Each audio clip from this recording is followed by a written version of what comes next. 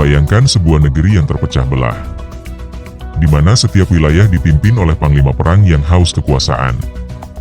Inilah Jepang pada abad ke-15, saat darah para samurai membanjiri tanah, dan konflik tak berkesudahan membentuk sejarah baru. Periode ini dikenal sebagai Sengoku Jidai, atau zaman negara-negara berperang. Sengoku Jidai bukan sekadar perang antar klan. Ini adalah bab tergelap dalam sejarah Jepang, ketika kepercayaan dihancurkan, aliansi dikhianati, dan setiap jengkal tanah dipertaruhkan dalam perebutan kekuasaan. Tapi justru dari kekacauan inilah, lahir para pemimpin legendaris yang akan menyatukan Jepang.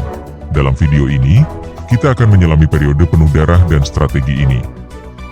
Kita akan melihat bagaimana Oda Nobunaga, Toyotomi Hideyoshi, dan akhirnya Tokugawa Yasunai ke puncak kekuasaan. Bagaimana strategi militer, pengkhianatan politik, dan teknologi barat seperti senjata api, mengubah wajah peperangan tradisional para samurai. Bersiaplah, karena inilah kisah tentang perang saudara yang paling brutal dalam sejarah Jepang. Kisah tentang kehormatan, pengkhianatan, dan bagaimana konflik ini membentuk Jepang modern seperti yang kita kenal hari ini.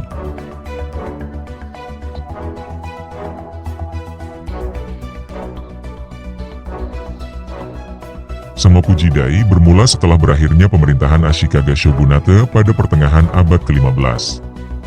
Kekuasaan pusat melemah, dan para daimyo, tuan tanah feodal, berlomba-lomba menguasai wilayah masing-masing. Jepang terpecah menjadi puluhan klan yang saling berperang. Sistem yang dulunya stabil berubah menjadi medan pertempuran yang tak berkesudahan. Perang Onin, 1467-1477, sering disebut sebagai pemicu utama kekacauan ini. Perang ini pada dasarnya adalah konflik suksesi antara dua klan besar, Hosokawa dan Yamana. Tapi efeknya menjalar lebih luas. Kota Kyoto hancur, dan otoritas kekaisaran sepenuhnya runtuh di mata rakyat. Ketiadaan pemerintahan pusat membuat hukum dan ketertiban tidak lagi berlaku. Kekuasaan mutlak ada di tangan siapa yang kuat dan bisa bertahan. Ini menjadi peluang bagi para pemimpin militer lokal untuk membangun kekuatan sendiri. Para samurai, yang sebelumnya setia kepada penguasa shogun, mulai bersumpah setia kepada daimyo masing-masing. Kesetiaan menjadi komoditas yang bisa dijual atau dihancurkan. Kekacauan ini menjadi medan subur bagi munculnya tokoh-tokoh besar yang kelak akan menulis ulang sejarah Jepang. Tapi untuk memahami bagaimana para samurai bertarung dan menguasai wilayah, kita harus melihat lebih dekat siapa tokoh utama yang mengobarkan api perang ini.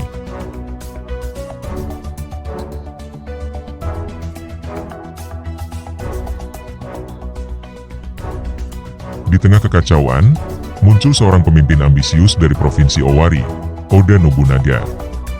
Dengan strategi militer yang revolusioner dan brutalitas yang mengejutkan, Nobunaga memulai proses penyatuan Jepang.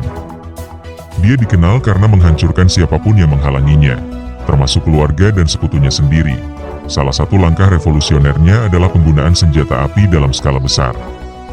Dalam pertempuran Nagashino tahun 1575, Nobunaga menggunakan barisan arkebus, senjata api dari barat, untuk menghancurkan pasukan kavaleri Takeda, salah satu klan paling ditakuti saat itu.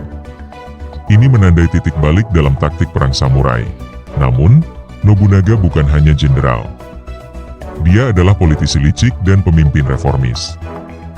Dia menghancurkan kekuatan para biksu bersenjata, memperkuat kontrol atas perdagangan, dan membangun jaringan kekuasaan yang menjangkau seluruh Jepang Tengah. Tapi kekuasaannya tidak bertahan lama. Pada tahun 1582, ia dikhianati oleh salah satu jenderalnya sendiri, Akechi Mitsuhide, dalam peristiwa yang dikenal sebagai insiden Honji.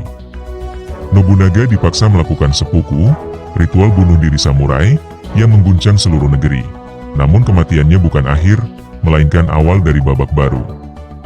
Karena panggung telah disiapkan untuk tangan kanannya, Toyotomi Hideyoshi.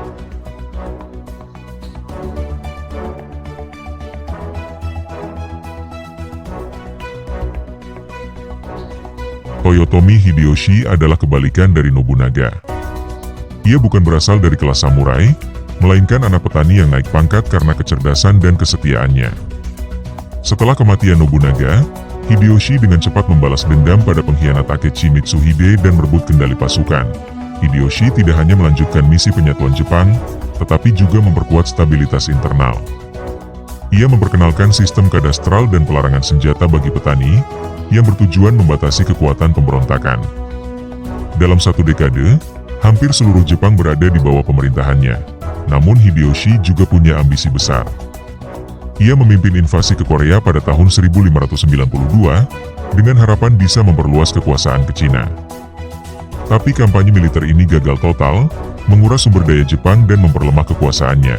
Sebelum wafat pada tahun 1598, Hideyoshi membentuk Dewan Lima Tetua yang dipimpin oleh Tokugawa Ieyasu untuk menjaga kestabilan Jepang sampai anaknya cukup umur. Namun, ambisi dan kesetiaan kembali diuji saat para tetua bersaing memperebutkan kekuasaan. Dan seperti sejarah yang berulang, Jepang sekali lagi menuju pertempuran besar, kali ini untuk terakhir kalinya.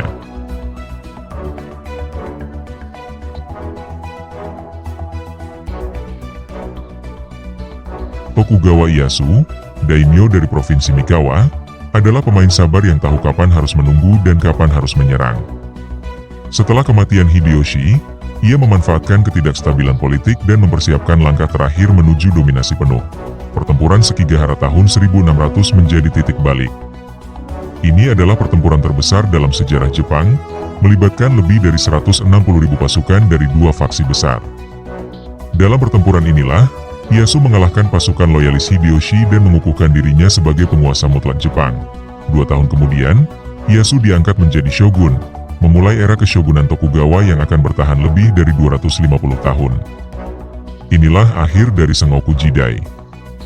Jepang akhirnya bersatu di bawah satu pemerintahan pusat yang kuat dan stabil.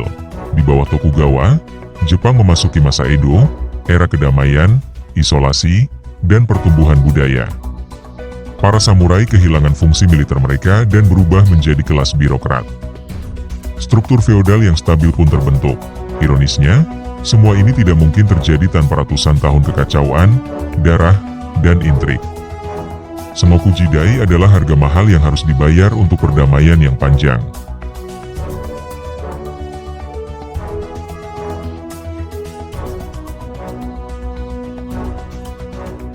Warisan Sengoku Jidai tidak hanya tertinggal dalam buku sejarah.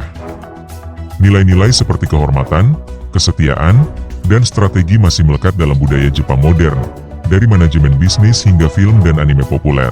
Tokoh-tokoh seperti Oda Nobunaga, Hideyoshi, dan Tokugawa Ieyasu telah menjadi legenda. Mereka bukan hanya pahlawan, tapi juga simbol transformasi. Setiap keputusan mereka membentuk struktur sosial, politik, dan ekonomi Jepang hingga hari ini. Budaya samurai, meskipun telah mati secara fisik, tetap hidup dalam bentuk seni bela diri, literatur, dan bahkan dalam semangat kerja keras masyarakat Jepang. Ini adalah warisan abadi dari sebuah era perang tanpa henti. Sengoku Jidai juga mengajarkan tentang kompleksitas kekuasaan. Bahwa penyatuan bangsa seringkali datang dari konflik panjang dan pengorbanan besar. Dari abu perang, lahir perdamaian yang kokoh, dan hari ini, Jepang berdiri sebagai negara modern yang kuat, berakar dari sejarah yang kelam, namun penuh pelajaran.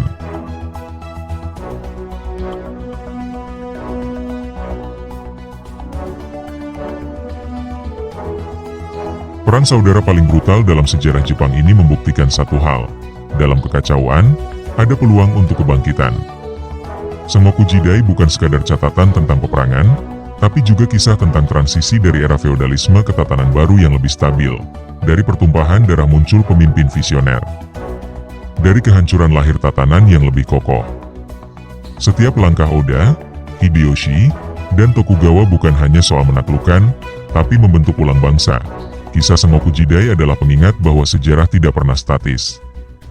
Ia bergerak, bergolak, dan memaksa manusia untuk beradaptasi. Dan dari konflik itulah, lahir peradaban yang kuat. Ini adalah investigasi AI. Terus ikuti kami untuk menyelami sejarah paling kelam dan paling menentukan dalam perjalanan manusia. Karena setiap peradaban, setiap konflik, menyimpan pelajaran yang belum selesai diungkap.